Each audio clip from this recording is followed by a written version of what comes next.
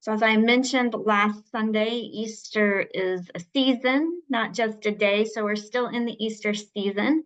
And the worship committee has decided to look at all 4 of the resurrection stories throughout this Easter season.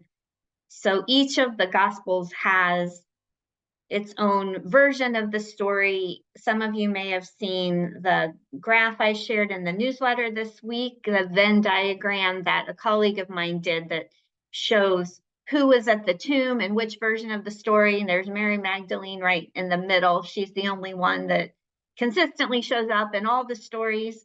And we'll talk about her more next week when we look at John's version during our Gracious Space service. The basic plot, of course, is the same in all of the versions of Jesus not being there on Easter morning 3 days later, but a lot of specifics change and shift. Matthew's is the most dramatic with the earthquake and the clothes like lightning. But the other very unique thing about Matthew's version is it's the only one that has the guards in it. It's only in Matthew that we learn about these guards who were guarding the tomb of Jesus that are so freaked out by the angel that they become like dead men, right? And there's another part of this story I want to read, just the follow-up, what comes right after what Gwen read, having to do with the guards. While the women were going, they're doing what the angel said, going to tell the disciples, some of the guards went into the city and told the chief priests everything that had happened. And after the priests had assembled with the elders, they devised a plan to give a large sum of money to the soldiers, telling them, you must say, Jesus' disciples came by night and stole him away while we were asleep. So they're paying off the soldiers to tell this story about Jesus. And these religious leaders say, if this comes to the governor's ears, we will satisfy him and keep you out of trouble. Because presumably the guard's boss would not look kindly upon them having fallen asleep on the job, right? So they have to promise them, we'll take care of it. It'll be okay. You won't get in trouble. And here, have a whole bunch of money. So the guards took the money and they did as they were told. It's so interesting to me that this is here in Matthew's gospel, because all 4 gospels present the crucifixion in a pretty political manner, right?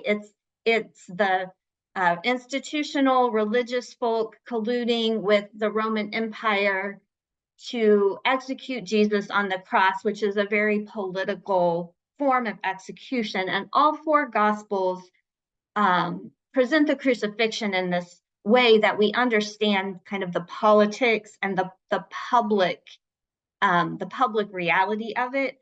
But then when it comes to the crucifixion or to the resurrection, it's only Matthew's gospel that carries these political implications over into the resurrection story.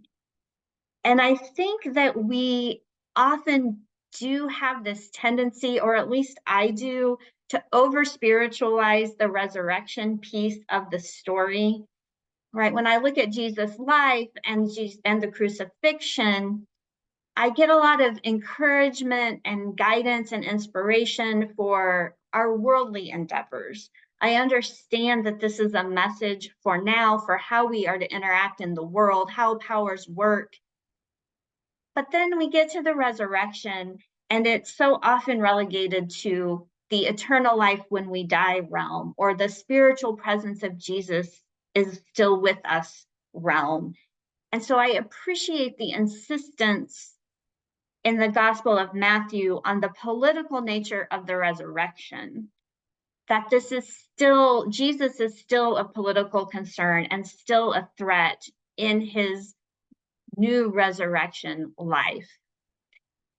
And this kind of insistence on the political nature of the resurrection is, I think, also one of the great gifts of the Black theological tradition in the United States.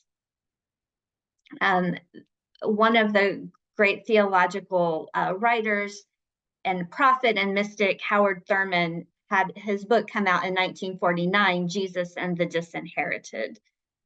And Thurman identifies what he calls 3 hounds of hell, which are fear, deception, and hatred. And we can definitely see these hounds of hell in this story of the guards, right? The fear that the guards have, and then the fear that the religious and political leaders have about what will happen if the true story gets out about the resurrection. There's clearly deception. The guards are paid to tell lies. There's hatred bubbling under the surface, this idea of who is and isn't worthy of care and attention and concern. So all of these influences are there. And then a couple decades later, Martin Luther King Jr. comes into the civil rights leadership, and he is said to have carried a copy of Jesus and the Disinherited around with him on his travels. Thurman was a strong influence and inspiration for King. And while Thurman has his 3 hounds of hell, Martin Luther King, as many of you know, has his 3 evils of society: racism, economic exploitation, and militarism. It's not a far leap, right, from fear, deception, and hatred to any of these 3 evils. Racism is related to fear, deception, and hatred, is based in those things. Economic exploitation and militarism, they all come out of these initial things that Thurman identified: the fear, the deception, and the hatred. They're all present in the story of the guards being paid off, and they're all present in our world today. Any of the events that we read about, that we're concerned about, from the political turmoil in our country to the wars in Gaza and Ukraine, there's, as the writer of Ecclesiastes says, nothing new under the sun. Right? These are all things that we still see today. And I appreciate Matthew, and I appreciate Thurman and King's insistence and connection of the resurrection to these political realities. Probably the most famous quote from Howard Thurman's book that you may have heard in one form or another is, don't ask what the world needs. Ask what makes you come alive and go do that, because what the world needs is more people who have come alive. Right? So when we're thinking of these hounds of hell, these evils of society, it's easy to get overwhelmed and worrying about what to do, how to address it. And Thurman says, ask what makes you come alive and go do that. What the world needs is people who have come alive.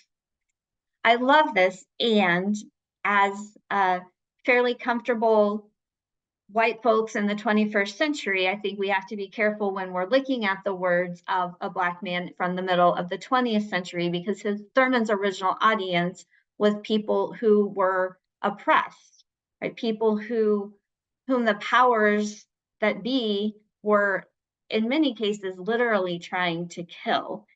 And for him to say to them that their job is to be fully alive, that is a radical revolutionary statement. For oppressed people to insist on their life is subversive and powerful. And of course, we all have to insist on life for ourselves and life for everybody. And we may not always realize that this insistence on life is, in fact, a political act. Jesus' resurrection was a political act. The insistence on life is what's at the heart of the resurrection. Don't ask, says Thurman, what the world needs. Ask what makes you come alive and go do that. Because what the world needs is more people who have come alive. So that is a question I invite you into this week. What makes you come alive? Not what makes you feel happy for a few minutes. Or I heard someone on a podcast this week talk about aggressive bubble baths, right? This idea if we just like take a bubble bath or do our nails or whatever, it will be self-care and help us come alive. Not that bubble baths or painting nails are bad things, but what really makes you come alive? What makes us as a church, as a community, come alive? What supports the abundant and eternal life of God in this world over and against the powers of death, the hounds of hell, and the evils of society that Thurman and King talk about? The question of the resurrection is, how do we live a holy life that pushes back against fear and deception and hatred, that challenges racism and exploitation and militarism? How do we live into Jesus' resurrection life?